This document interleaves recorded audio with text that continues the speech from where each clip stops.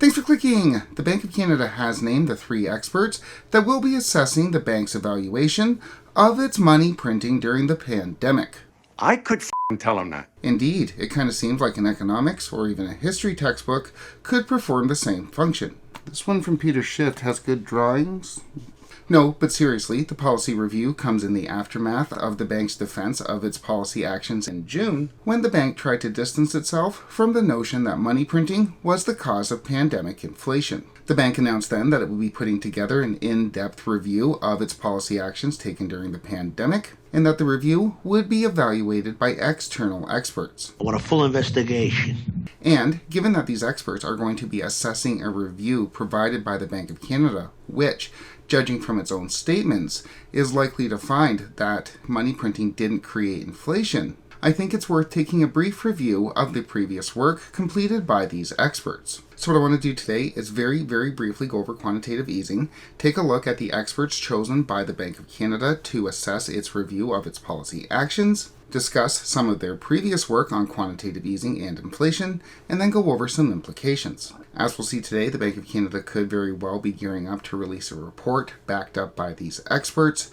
saying that quantitative easing did not cause the post-pandemic inflation. We will obviously have an update out on that report when it's released. Click like and subscribe if you want to get those updates, but for now, let's get into quantitative easing.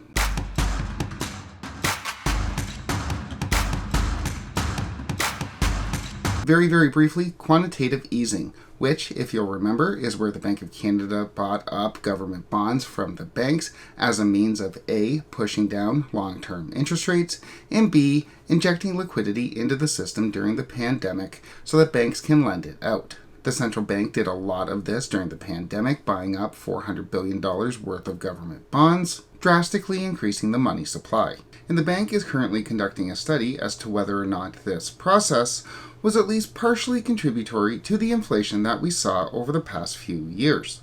That just wouldn't make any sense. And in conducting its own review as to whether or not those actions led to the inflation that we've seen over the past few years, the bank has chosen 2 ex-central bankers and a professor to make sure that review is honest.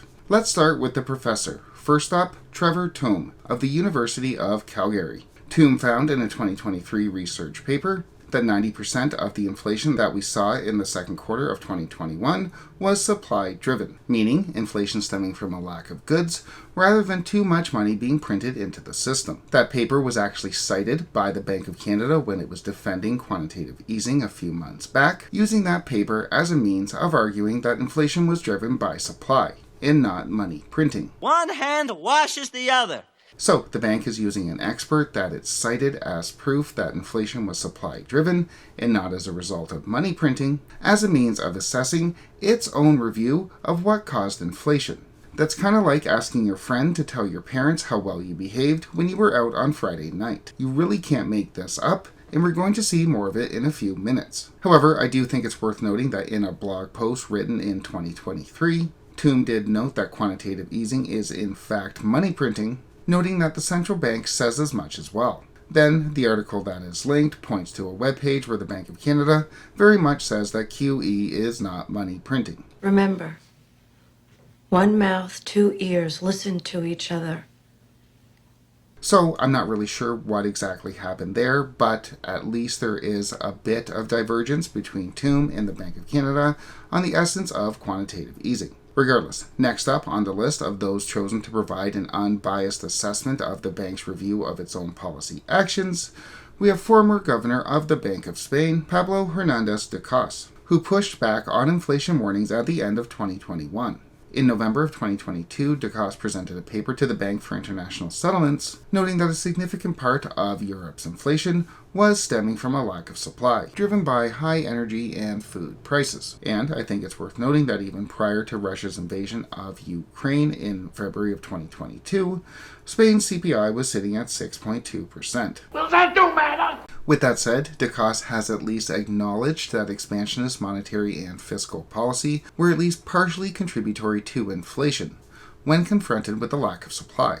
But, as we just saw, similar to the Bank of Canada a few months ago, Decaux has expressed a tendency to blame that inflation on a lack of supply rather than, or I should say more than, money printing being injected into the system. And the final unbiased guard chosen by the Bank of Canada to assess its own review of its own policies, we have Kristen J. Forbes, who served on the Monetary Policy Committee of the Bank of England. Forbes recently co-edited a textbook on monetary responses to post-pandemic inflation, to which Governor Macklem actually contributed a chapter. When summarizing the textbook in February of this year, Forbes et al. Noted that the supply disruptions caused by the pandemic, along with the increase in demand, were the initial reasons for the uptick in inflation. And for the increase in demand cited by Forbes, as always, let's check the footnote, which brings us to the Bernanke and Blanchard model to disentangle quantitative easing and inflation, which we've talked about before on this channel. The model being referenced by Forbes was formulated by former chair of the Federal Reserve, Ben Bernanke,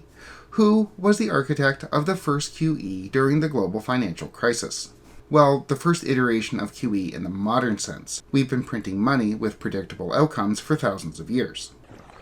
Really? Regardless though, the model being referenced by Forbes was the same model being referenced by the Bank of Canada when it said that inflation was supply driven. Are you starting to get the idea that this is a very tight-knit group? Once you enter this family, So we have Tombe, Decos, and Forbes, all of whom have argued that post-pandemic inflation was a result of supply rather than money printing, who are the three chosen by the Bank of Canada to check its argument that post-pandemic inflation was a result of a lack of supply rather than money printing. But if the Bank of Canada really wanted to check on its policy evaluation, really wanted to convince Canadians that it had done a thorough review of its pandemic policies and their effects on inflation, then ideally it would have chosen people that A, it hadn't already cited in its own arguments, and B, maybe even people that disagree with them. People who think that money printing does in fact lead to inflation, of which there is more than abundance available. But it's not clear that the Bank of Canada's primary goal is to have a genuinely nuanced discussion over the effects of QE on inflation. Good, because I can't.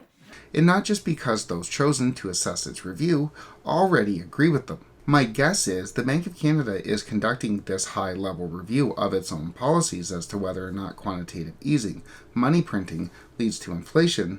My guess is they're not just doing that to demonstrate their high levels of transparency.